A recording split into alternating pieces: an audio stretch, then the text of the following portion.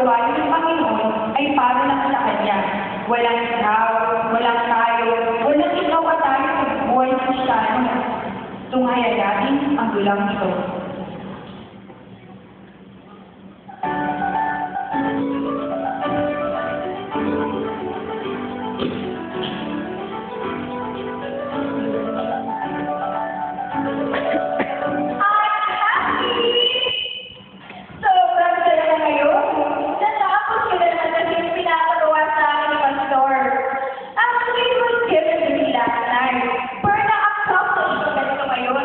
Ayoko kasi na nabibili na ng trabaho eh.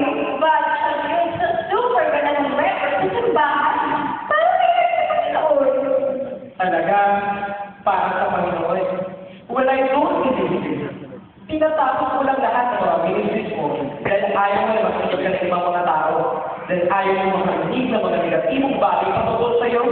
Kaya naman, you're doing your best para makita nila na ayos ka sa lahat na gawa mo. Not true.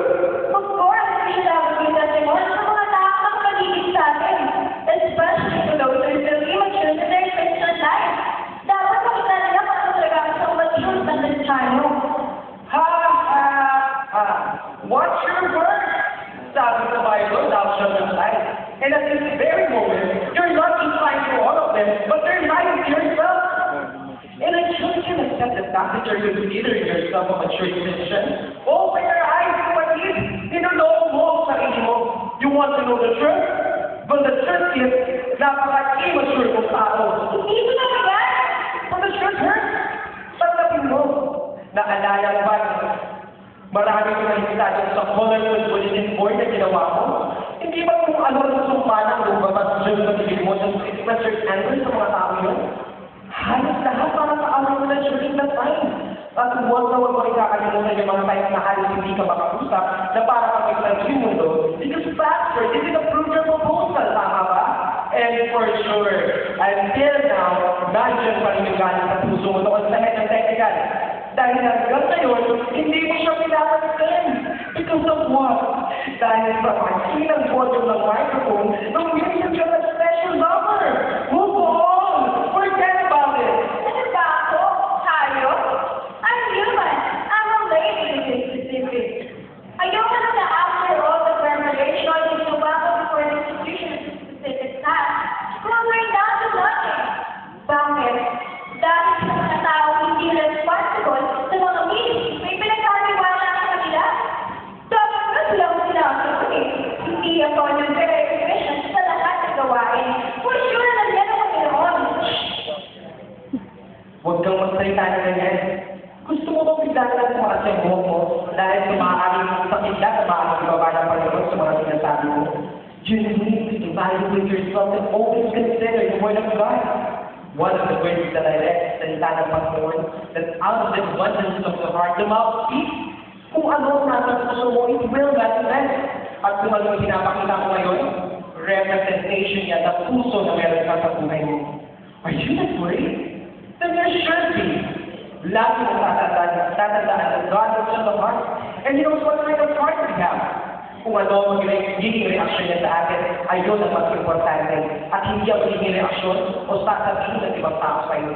Sino ba may sabi na i-care ako sa kanila? I don't care! Bakit sinasabi ng mga ginagawa mo? You really don't care kung sasabihin nila sa iyo. And to tell you honestly, whether you like it or not, nakikita niyo sa kanila na kasi lahat ng mga ministry, pinagkatiwala sila ng Panginoon na hindi naman dapat. Kapag hindi nila nagustuhan yung ginagawa mo, you will feel depressed sa sarili mo. And you will tell yourself na, ginawa ko naman yung best ko. And the word, ginagamit mo itong opportunity to bring your feelings sa iba. Para ano? Para mabawasan tayo mo yung depression na nararamdaman mo. Nakakahiya. When you're considering yourself a Christian, you see, if you're doing your best at hindi yun nag-work out, then very good. Walang problema. Napuri mo ang Panginoon. But if you don't, mararamdaman niya ng mga tao. At isa pa, wala namang failure sa ministry eh. Baka hindi lang talaga yung para sa'yo, o baka may nais na ituro sa'yo ang Panginoon. Paano naman ako? Paano mararamdaman ko yung mga ayaw ko? Anong paano ka? Self-centered ka na naman. Anong mararamdaman mo, anong gusto mo, anong ayaw mo, pwede makinig ka. Wala! Walang ikaw, walang tayo. Walang ikaw at tayo sa buhay Kristiyano. It's all about God. It's all about our service to Him. We're nothing, and you should accept that. Hindi ko man lang ba pwede naman yung mga papuri na natanggap ko mula sa kanila? Those are my inspirations. The sweet words na malilinig ko mula sa kanilang mga bibig na nagiging dahilan kung bakit yung gagawang mabuti pinapagawa sa akin. So nahuli ka na rin sa sarili mo today that you're doing all these things because of the praises that you're reciting from these people. Kung God is the glory lahat na pati, walang matitira sa'yo. Pasalamat ka na lang patuloy ka niya ninagamit sa Christianity in spite of everything we have done. You should consider yourself a blessed woman in serving a big God like Him. Inspirasyon. Kailangan mo ng inspirasyon. Capital J-E-S-U-S. Jesus. Siya ang inspirasyon mo. Walang lapis, walang sulat.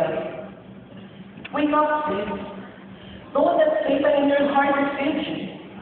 God is just waiting for you to ask Him for help. Do it now. Habang may oras pa. Diba sabi ng Panginoon, do your best, let God do the rest? Hindi pa kasama yung sa rest ng mga papuri na maaari mo patanggap? Do we really need to show their emotions? Nakakahiya pala ako.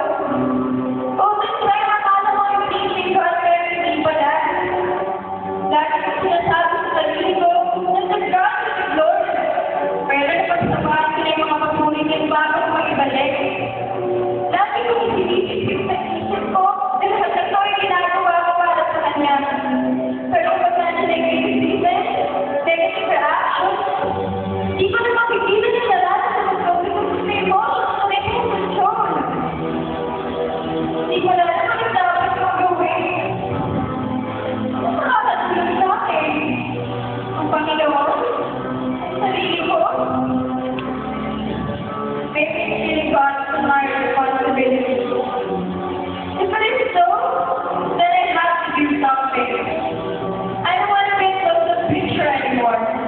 Enough na sana na naging background, gusto ko naman mapupuri ang Panginoon. Kailangan ba talaga lagi tayo ng spotlight? Kailangan ba lagi natin pinag-iiyaw sa buong mundo ang ginagawa natin sa loob ng simbahan?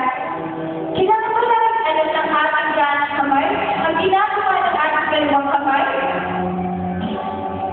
O siguro, kung ibig para sa ating mga sarili. Pero hindi, kung ibig